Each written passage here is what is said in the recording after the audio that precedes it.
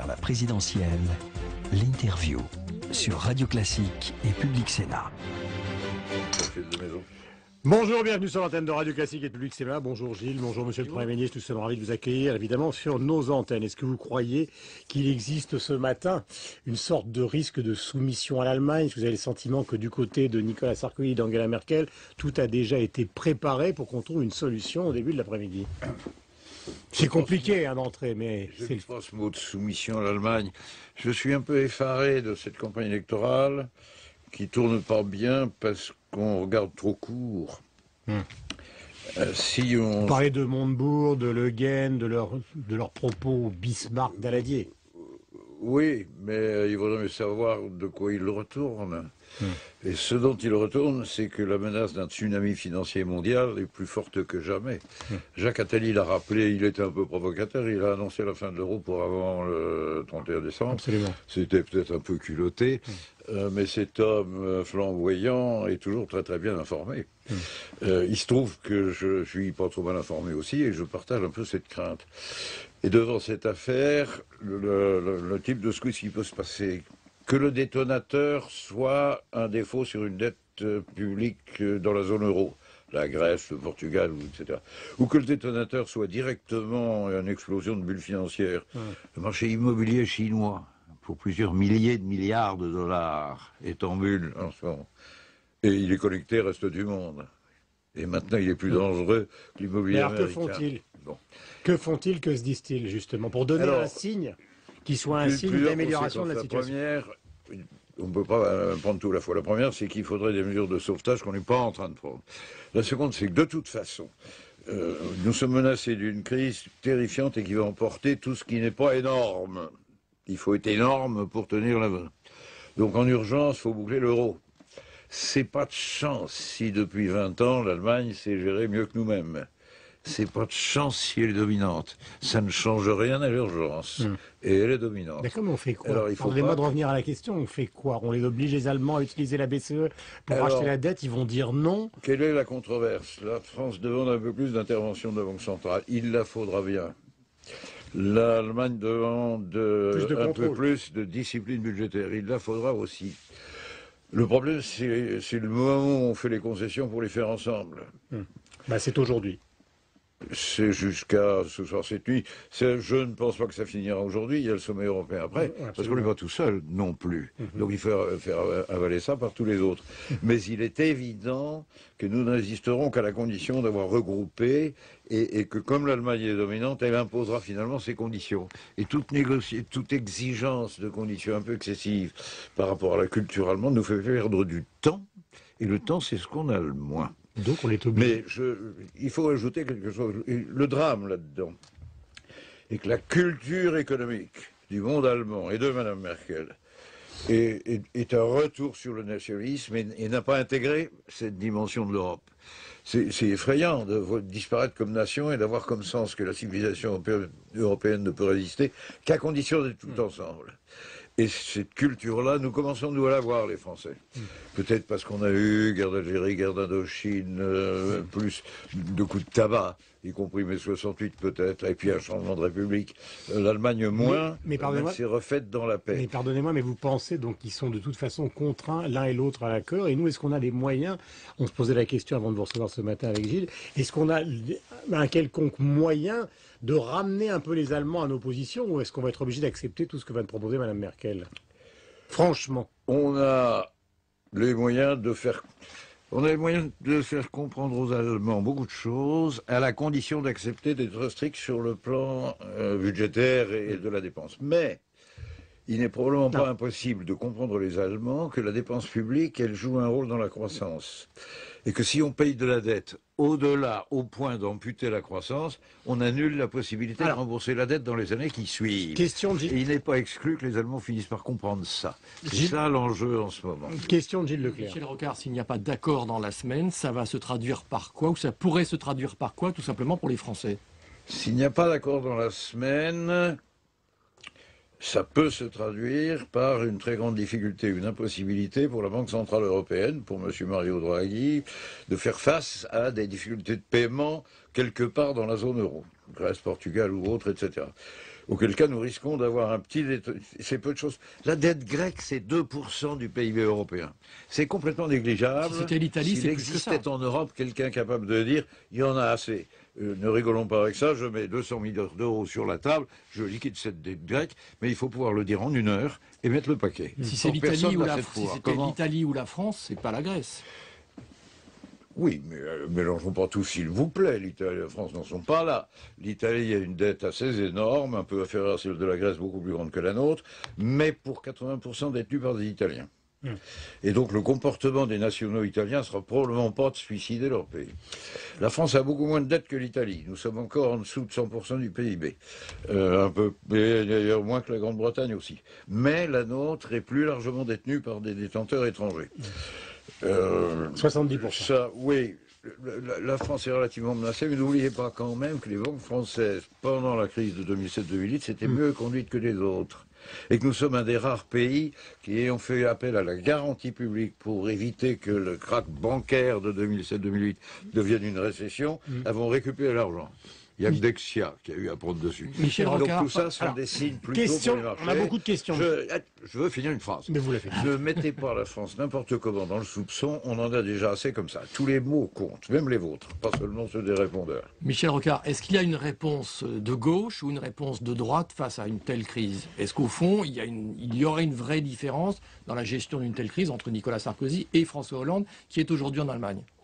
Alors, il est clair qu'il y a une réponse de gauche très différente de la réponse de droite au réchauffement climatique. Il est clair que dans le mélange de crises, parce qu'on a 12 crises à la fois sur le dos, et il faut les traiter ensemble. L'urgence, c'est quand même l'euro. Alors, sur le plan proprement financier et bancaire, la réponse qui est de gauche, mais la droite devrait la prendre en charge, c'est n'oubliez pas la croissance là-dedans et n'allez pas jusque dans le paiement de la dette à écraser votre propre croissance, sinon vous ne pourrez même plus payer la dette. C'est ça que les Allemands ne comprennent pas encore et c'est une affaire de culture. La gauche a par tradition d'insister davantage, puisque la droite a dans la tête un système où le marché s'auto-équilibre tout seul, que moins l'État se mêle d'affaires économiques et mieux on se porte, et tout ça s'est effondré. En 2008, on le sait. Alors la droite n'a plus de doctrine respectable, mais elle a toujours cette façon de penser qui lui interdit la bonne réaction. De fait, le vrai clivage en ce moment est entre les gens qui pensent à 6 mois, 1 an et les gens qui pensent à 4-5 ans. Mais il faut bien penser à 4-5 ans, bien entendu, pour avoir des précautions tout le Mais long. pour gagner une élection, il faut penser à combien? Pour gagner une élection, il faut que depuis 2 ou 3... enfin, bon... Jamais on a vu une élection avec un démarrage du candidat conservateur français aussi bas dans les sondages. Donc la gauche a des chances. Mais tout le discours de cette élection, pas seulement celui des candidats, vos questions, portent sur un terme trop court. On ne fait pas réfléchir les Français sur la gravité de la situation dans laquelle on est. Et si on les faisait mieux réfléchir, ils seraient d'accord sur l'idée qu'il y a le feu et que le feu suppose une réaction franco-allemande, quel que soit le prix de ces derniers Allemands, qui une fois qu'on aura fait notre union de défense, il faudra bien faire revenir à autre chose. Si on... Savez-vous en plus que la France est le seul pays d'Europe à renouveler ses générations? La France fait 2,1 enfants par femme au cours d'une vie en moyenne, ce qui renouvelle les générations. L'Allemagne est à 1,3. Le déclin de sa population a déjà commencé. Dans 4 siècles, il n'y a plus d'Allemands. Et donc, que nous concédions un peu trop maintenant, nous allons rattraper. La France est tout autre chose. La France a un avenir pratiquement éternel et l'Allemagne est en extinction. Ça change absolument tout. Donc, j'aimerais mieux qu'on n'ait pas à subir le diktat allemand sur ce problème d'un excès de discipline qui risque de menacer la croissance. Mais il y a le feu. Et quand il y a le feu... on ne fait pas délibérer le corps des pompiers sur l'opportunité d'ouvrir l'avance dans une telle condition. On y va. Et puis on regardera après. Monsieur le Premier ministre, depuis le début de cette campagne, enfin ces dernières semaines, vous avez beaucoup parlé de l'accord avec les Verts. Est-ce que vous pensez que cet accord signé par le Parti Socialiste et avec les Verts en France est une aberration? Oui. Oui, parce que c'est un accord faux. C'est un accord qui prend le nucléaire pour effroyablement dangereux et qui considère comme préférable de revenir au charbon. Or, c'est faux.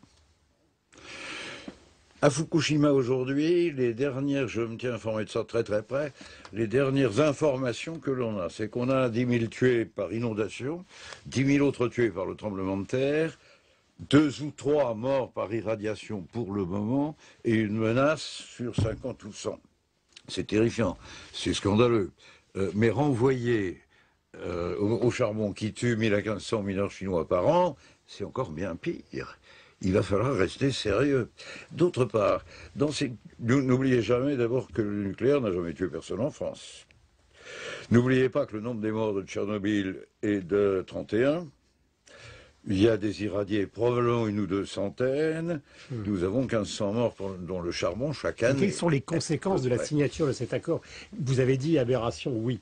Donc quelles sont les conséquences, d'après vous, justement, de la signature de cet accord? En dehors d'une sorte de malvision de la situation, de mauvaise vision de la situation, c'est quoi sur le plan politique? On s'est laissé, vous êtes laissé piéger, la gauche, François Hollande s'est laissé piéger? François Hollande n'est pas un négociateur de l'accord, et il a bien dit que le programme du candidat présidentiel, c'est autre chose. Alors il faudra s'expliquer sur la distance entre les deux, le parti sera peut-être pas content, etc. Ce qui est clair, c'est qu'il y avait chez les négociateurs verts une vision lointaine qui est la décroissance, il faut arrêter avec notre civilisation gaspilleuse, produise de gaz à effet de serre, et tous les moyens sont bons. Arrêter le nucléaire est le meilleur de ces moyens, puisque ça accélère. Et c'est là que se situe l'aberration. Notre arrivée vers la fin du pic pétrolier, c'est-à-dire vers le moment où le volume des ressources énergétiques fossiles sera en diminution chaque année. Et ça, c'est pour moins dans 10 ou 12 ans. Ça commence avec le pétrole dans 4-5 ans, on y est déjà. Le nucléaire est un moyen de prolonger la survie de l'humanité. Or, le nucléaire est beaucoup moins dangereux qu'on ne l'a dit, puisque Fukushima, bon, je viens de vous le rappeler, c'est extraordinaire. Donc il faut le temps que les gens deviennent conscients, et j'espère que la communauté scientifique prendra la parole fortement. Il va falloir confronter les chiffres. Il nous faudrait un indice de morbidité et mortalité, un indice de dangerosité des différentes énergies, pour qu'on ne choisisse pas le charbon, qui est celui qui tue le plus. Tout de même, un mot, choisir de diminuer le nucléaire pour se renvoyer le charbon, c'est savoir qu'il y aura 4 fois plus de morts. Et implicite, on s'en fout, ils sont tous chinois. C'est tout de même monstrueux. Gilles Leclerc, Michel Rocard, est-ce que ça signifie qu'il vaut mieux pour François Hollande s'entendre par exemple avec un François Bayrou qu'avec les Verts? Je ne connais pas les positions nucléaires de François Bayrou. Il vaut mieux pour un candidat à la présidence de la République être sûr de lui, sur ce qu'il dit, de ce qu'il proclame et de ce qu'il affiche comme outil pour la France, et de voir qu'il tombe d'accord avec. Et puis on verra bien. En ce moment, le nucléaire est le principal même probablement des instruments de résistance de la France à l'entrée en récession trop vite et à la menace de l'emploi. C'est l'argument de Nicolas Sarkozy d'ailleurs. C'est l'argument de tout le monde. Enfin, je veux dire. C'est l'argument que Nicolas Sarkozy a opposé à l'accord justement passé entre les Verts et les socialistes. C'est pas le seul. Moi, je commencerai volontiers par la maladie, mais il est vrai en plus que nous n'avons plus les ressources budgétaires pour remplacer notre dispositif industriel énergétique rapidement par Michel Rocard, si cet accord persiste, si François Hollande au mois de janvier présente à nouveau cet accord tel qu'il est aujourd'hui, est-ce que ça vous presserait de ne pas voter pour lui? Est-ce que ce serait possible? Le problème du commentaire, vous voudrez bien le renvoyer à un petit trimestre, on attend d'en reparler de tout ça, puisque le problème. Donc vous n'avez pas décidé? On ne connaît pas encore. Mais il est vrai que dans l'état où je suis, moi, casser les possibilités de résistance industrielle de la France et accélérer notre entrée dans la récession énergétique me paraît ultra dangereux. Je pense que c'est une folie et ça fera bouger la campagne, et ça c'est sûr. Donc vous annoncerez au début du mois, dans le premier trimestre, peut-être publiquement une prise de position. Quand vous voudrez, mais n'oubliez pas quand même que nous allons vers la 9e campagne électorale au suffrage universel dans la 5e République française, que toutes sauf une ont comporté d'immenses surprises, soit de premier tour, soit une de second tour, et qu'on a connu ces surprises 4 ou 5 semaines avant, pas plus. Bon. Pour le moment, nous baratinons. Tous les chefs sondeurs vous le diront. Ce qu'ils collectent, c'est pas encore des intentions de vote. C'est de la notoriété, c'est de la sensibilité à l'événement. Des intentions de vote, nous les n'aurons que 2 mois avant. Merci. Je plaide qu'on se calme et qu'on n'anticipe pas la campagne.